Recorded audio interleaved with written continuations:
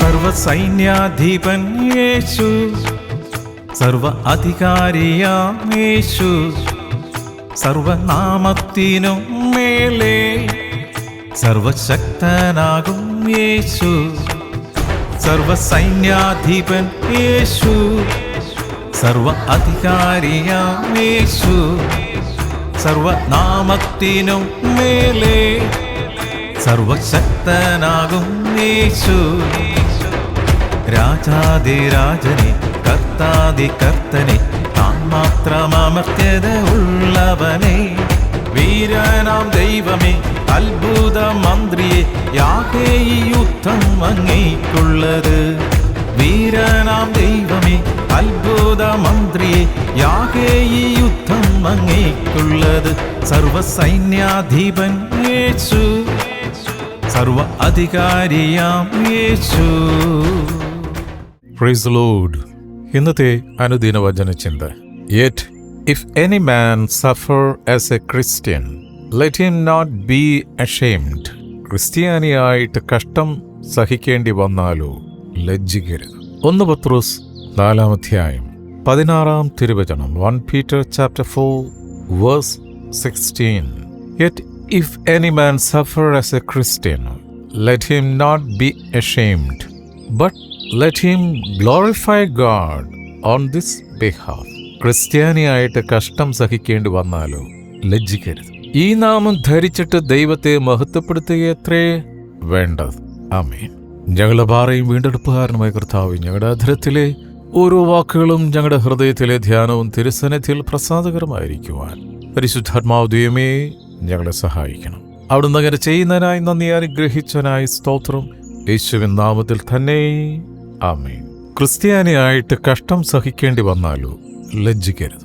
ഈ ലോകത്തിൽ ഇന്ന് ഏറ്റവും കൂടുതൽ പീഡിപ്പിക്കപ്പെടുന്ന ഒരു വർഗം ക്രിസ്ത്യാനികളെയാണ്. പീഡിപ്പിക്കപ്പെടുന്നത് എന്തിൻ്റെ പേരിലാണ്? ലോകത്തിൽ രാഷ്ട്രങ്ങളിൽ, സംസ്ഥാനങ്ങളിൽ തീവ്രവാദം ഇളക്കിവിട്ടു എന്നുള്ള കാരണത്താലല്ല, ക്രിസ്ത്യാനിയാണ് എന്നുള്ള ഒറ്റ കാരണത്താൽ. അപ്പോസ്തല പ്രവൃത്തി 5:41 തിരുനാമത്തിന് വേണ്ടി അപമാനം സഹിപ്പാൻ യോഗ്യരായി എണ്ണപ്പെടുകയാൽ അവർ സന്തോഷിച്ചുകൊണ്ട് ന്യായാധിപ സംഘത്തിന്റെ മുൻപിൽ നിന്നും പുറപ്പെട്ടുപോയി. തിരുനാമത്തിന് വേണ്ടി, കർത്താവിന്റെ നാമത്തിന് വേണ്ടി അപമാനം സഹിപ്പാൻ യോഗ്യരായി എണ്ണപ്പെടുകയാൽ അവർ സന്തോഷിച്ചുകൊണ്ട്, കർത്താവ് തന്നെ പറഞ്ഞു, എൻ്റെ നാമത്തെ പ്രതി മനുഷ്യൻ നിങ്ങളെ അവഹേളിക്കും, ഇല്ലാവചനങ്ങൾ പറയും. അപ്പോഴയ്യോ എന്നും പറഞ്ഞ് കരയാനല്ല പറഞ്ഞത്, സന്തോഷിക്കുവാൻ. Why? Because your name is written in heaven. സ്വർഗത്തിൽ നിങ്ങളുടെ പേര് എഴുതപ്പെട്ടു കഴിഞ്ഞു. ഒരു സംഭവം ഞാൻ പറയാം. വർഷങ്ങൾക്ക് മുമ്പ് ഞാൻ ട്രിവാൻഡ്രം വലിയതുറ പള്ളിയിൽ ധ്യാനിപ്പിക്കാൻ പോയപ്പോൾ ഒരു സഹോദരൻ പറഞ്ഞ ഒരു സംഭവമാണ് ഇപ്പോഴെനിക്ക് ഓർമ്മ വരുന്നത്.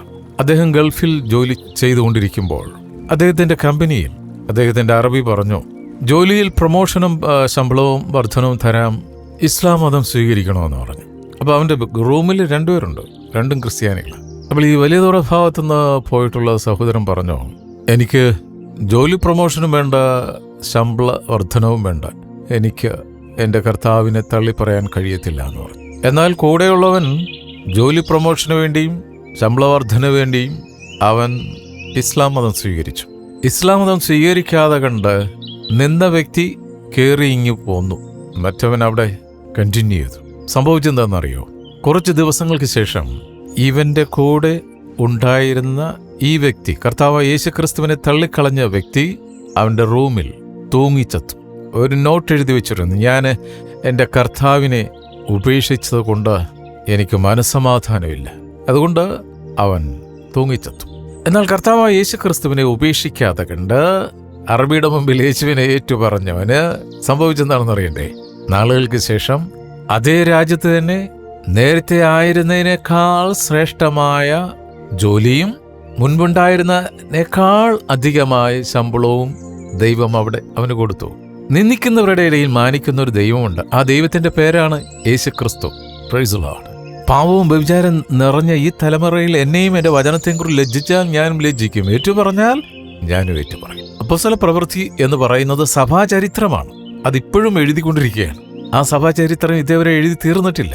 ഇപ്പോഴും ആ ചരിത്രം സംഭവിച്ചുകൊണ്ടിരിക്കുക. ഞാനത് ഇപ്പോൾ ഈ മെസ്സേജ് പറയുമ്പോഴും സഭാചരിത്രം തുടർന്നുകൊണ്ടേയിരിക്കുകയാണ്. തിരുനാമത്തിന് വേണ്ടി അപമാനം സഹിപ്പാൻ യോഗ്യരായി എണ്ണപ്പെടുകയാൽ അപ്പോസ്തലന്മാർ മേലധികാരികളോട് ചോദിക്കുകയാണ്, ഞങ്ങൾ ആരെ അനുസരിക്കണം? ദൈവത്തെ അനുസരിക്കണോ മനുഷ്യനെ അനുസരിക്കുന്നതോ? ദൈവത്തെ അനുസരിക്കുന്നത് എത്ര ശ്രേഷ്ഠം. Praise the lord. അറിഞ്ഞ ദൈവത്തെ അവർ തള്ളിക്കളഞ്ഞില്ല. ആ കർത്താവിന് വേണ്ടി അടികൊള്ളാൻ അവർ തയ്യാറായിരുന്നു. അങ്ങനെ അടി വാങ്ങിച്ചു.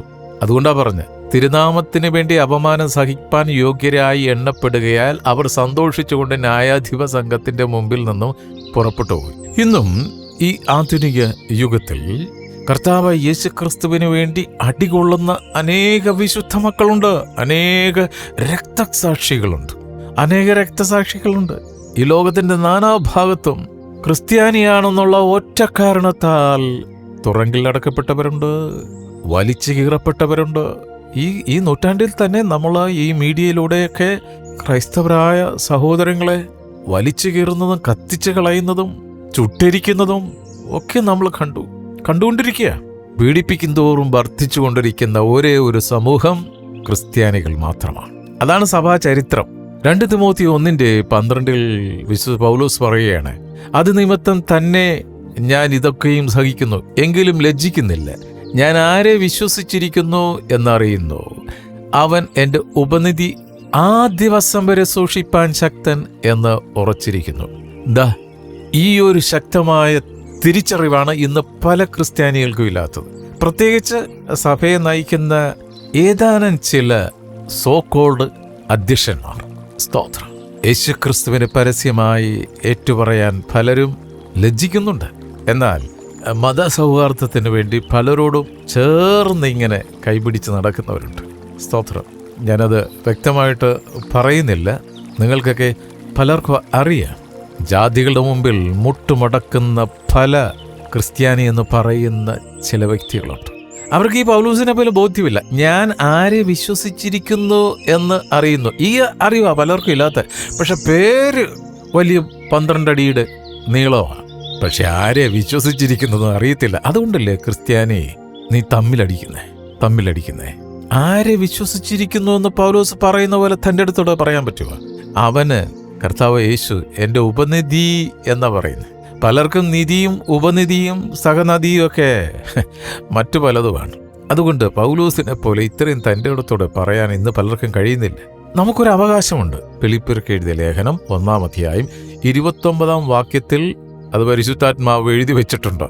ക്രിസ്തുവിൽ വിശ്വസിപ്പാൻ മാത്രമല്ല, അവന് വേണ്ടി കഷ്ടം അനുഭവിപ്പാനും കൂടെ നിങ്ങൾക്ക് വരം ലഭിച്ചിരിക്കുന്നു. ഇതൊരു വരമാണ്. കർത്താവിന് വേണ്ടി അടികൊള്ളുക, കർത്താവിന് വേണ്ടി കഷ്ടം സഹിക്കുക, അതൊരു വരമാണ്. എന്നാൽ കർത്താവിൻ്റെ സുവിശേഷം പരിജ്ഞാനത്തോടെ സംസാരിക്കണം. മറ്റുള്ള മതങ്ങളെ വ്രണപ്പെടുത്തുന്ന രീതിയിൽ അവരുടെ വികാരങ്ങളെ പ്രതിപക്ഷ ബഹുമാനമില്ലാതെ കണ്ട് സംസാരിച്ച് അടികിട്ടിയിട്ട് സുവിശേഷം പറഞ്ഞുകൊണ്ട് നാട്ടുകാരെന്നെ ഓടിച്ചിട്ട് തല്ലി എന്നൊന്നും പറഞ്ഞ് കുത്തിന്ന് കരഞ്ഞിട്ട് കാര്യമില്ല. സുവിശേഷം പറയുമ്പോഴല്ലോ പരിജ്ഞാനത്തോടെ പറയണം. ഇല്ലെങ്കിൽ അടി ഏത് വഴി വാങ്ങിച്ചെന്ന് നോക്കിയാൽ മതി. സ്തോത്രം. പലപ്പോഴും നമ്മൾ കണ്ടിട്ടുണ്ടോ, ഇവിടെ സുവിശേഷം പറയണ്ട എന്ന് ചിലർ ഈ കവലകളിൽ നിന്നൊക്കെ പ്രസംഗിക്കുമ്പോൾ ചിലർ വന്നിട്ട് ഇവിടെ സുവിശേഷം പറയണ്ട. ഇല്ല, ഞങ്ങൾ പറയും, ഞങ്ങളുടെ അവകാശമാണ്. കർത്താവ് തന്നെ പറഞ്ഞില്ലേ, ആരെങ്കിലും അങ്ങനെ പറയുമ്പോൾ നിന്റെ കാലിലെ പൊടി തട്ടിയിട്ടിട്ട് പൊയ്ക്കോളാൻ, അവിടെ മറുതലിച്ച് നിന്ന് പറഞ്ഞിട്ട് പോകാൻ കർത്താവ് പറഞ്ഞു. സ്തോത്രം. കർത്താവ് പറഞ്ഞതേ ചെയ്യാവുള്ളൂ, പറയാത്തത് ചെയ്യരുത്. പറഞ്ഞത് ചെയ്തിട്ടടി കിട്ടിയാൽ അത് അനുഗ്രഹമാണ്. സ്തോത്രം. ക്രിസ്ത്യാനിയായിട്ട് കഷ്ടം സഹിക്കേണ്ടി വന്നാൽ സന്തോഷിക്കുകയാണ് വേണ്ടത്. ഹല്ലേലൂയ.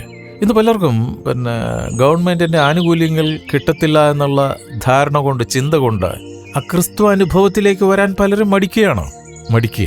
ഈ നശിച്ചു പോകുന്ന ഗവൺമെന്റിനേക്കാൾ വലിയൊരു ഗവൺമെന്റാണ് കർത്താവ് യേശുവിന്റെ രാജ്യം.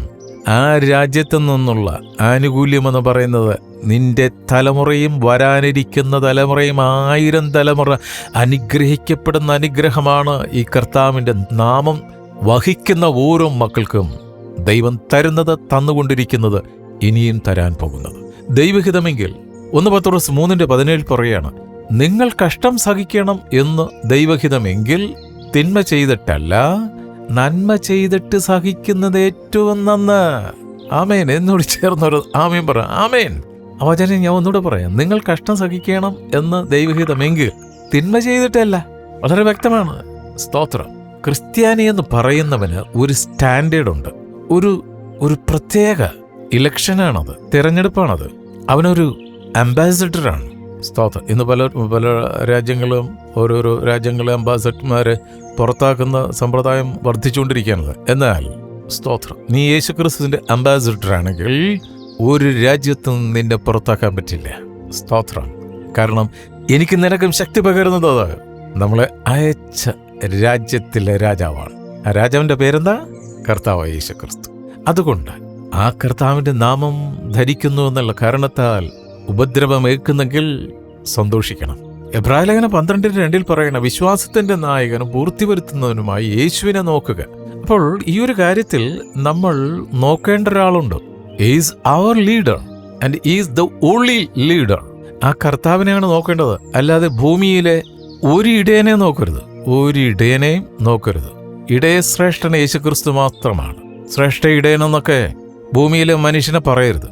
ഒരു ശ്രേഷ്ഠ ഇടയൻ മാത്രമേ ഉള്ളൂ, അത് കർത്താവ്. വിശ്വാസത്തിന്റെ നായകനും പൂർത്തി വരുത്തുന്നവനുമായ യേശുവിനെ നോക്കുക. തൻ്റെ മുൻപിൽ വെച്ചിരിക്കുന്ന സന്തോഷം ഓർത്ത് അവൻ അപമാനം അലക്ഷ്യമാക്കി ക്രൂശിനെ സഹിക്കുകയും ദൈവസിംഹാസനത്തിന്റെ വലതുഭാഗത്ത് ഇരിക്കുകയും ചെയ്തു. Price the Lord.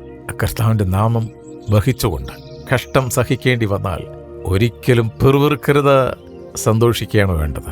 1 പത്രോസ് 4:19 ദൈവത്തിന്റെ വചനം ഇങ്ങനെ പറയുന്നു, അതുകൊണ്ട് ദൈവേഷ്ടപ്രകാരം കഷ്ടം സഹിക്കുന്നവർ നന്മ ചെയ്തുകൊണ്ട് തങ്ങളുടെ പ്രാണനെ വിശ്വസ്തനായ സൃഷ്ടാവിങ്കൽ ഭരമേൽപ്പിക്കട്ടെ. യെസ്, ഇതൊരു പ്രാർത്ഥനയാണ്, ഇതൊരാശംസയാണ്.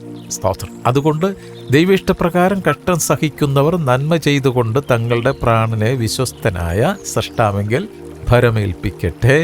ഈ വചനങ്ങളാൽ കർത്താവ് നമ്മളെ അനുഗ്രഹിക്കട്ടെ.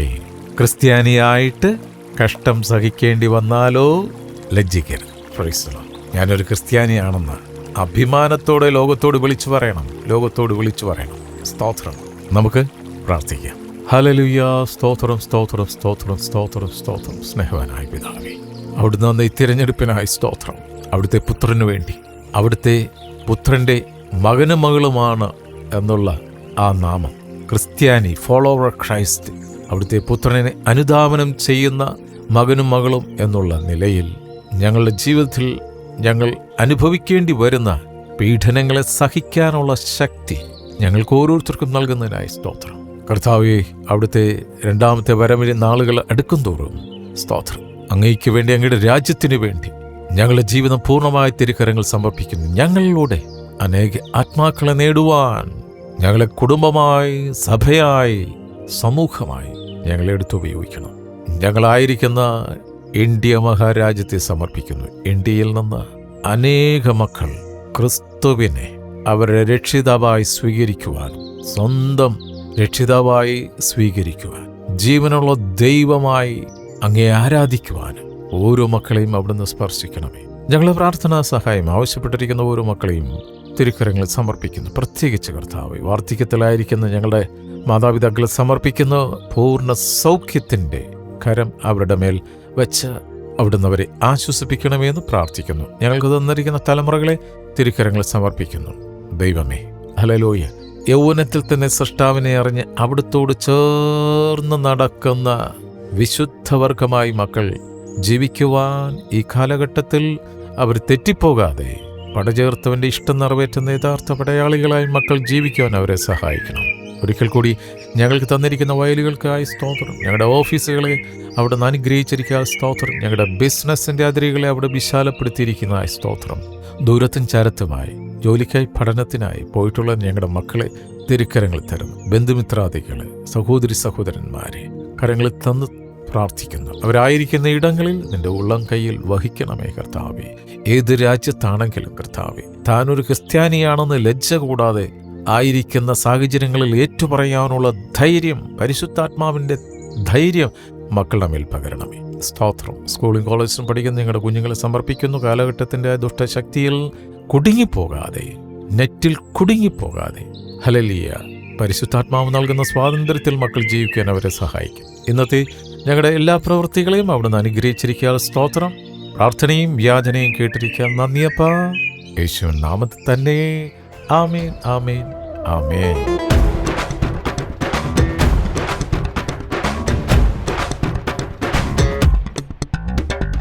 ഭയപ്പെടാതെ ഉറച്ചു നിന്ന് സ്തോത്രം പാടിടാം. ബാഖായിൻ താഴ്വരയോ ബറാഖായിടുമേ. ഭയപ്പെടാതെ ഉറച്ചു നിന്ന് സ്തോത്രം പാടിടാം. ബാഖായിൻ താഴ്വരയോ ബറാഖായിടുമേ. സൈന്യത്താലല്ല, ശക്തിയാലല്ല, പരിശുദ്ധനാം ആത്മാവിനാൽ. സൈന്യത്താലല്ല, ശക്തിയാലല്ല, പരിശുദ്ധനാം ആത്മാവിനാൽ. സർവസൈന്യാധിപൻ യേശു, സർവ അധികാരിയാം യേശു, സർവനാമത്തിനും മേലെ സർവശക്തനാകും യേശു. സർവസൈന്യാധിപൻ യേശു, സർവ അധികാരിയാം യേശു, സർവനാമത്തിനും മേലെ സർവശക്തനാകും യേശു. രാജാതിരാജനെ, കർത്താതികർത്തനെ, താൻ മാത്രം അമർത്യത ഉള്ളവനെ. വീരനാം ദൈവമേ, അത്ഭുത മന്ത്രിയെ, യാഹേ ഈ യുദ്ധം അങ്ങേക്കുള്ളത്. വീരനാം ദൈവമേ, അത്ഭുത മന്ത്രിയെ, യാഹേ ഈ യുദ്ധം അങ്ങേക്കുള്ളത്. യേശു നല്ലവൻ, ദയയുള്ളവൻ, ജയവീരനാം സൈന്യാധിപൻ. യേശു നല്ലവൻ,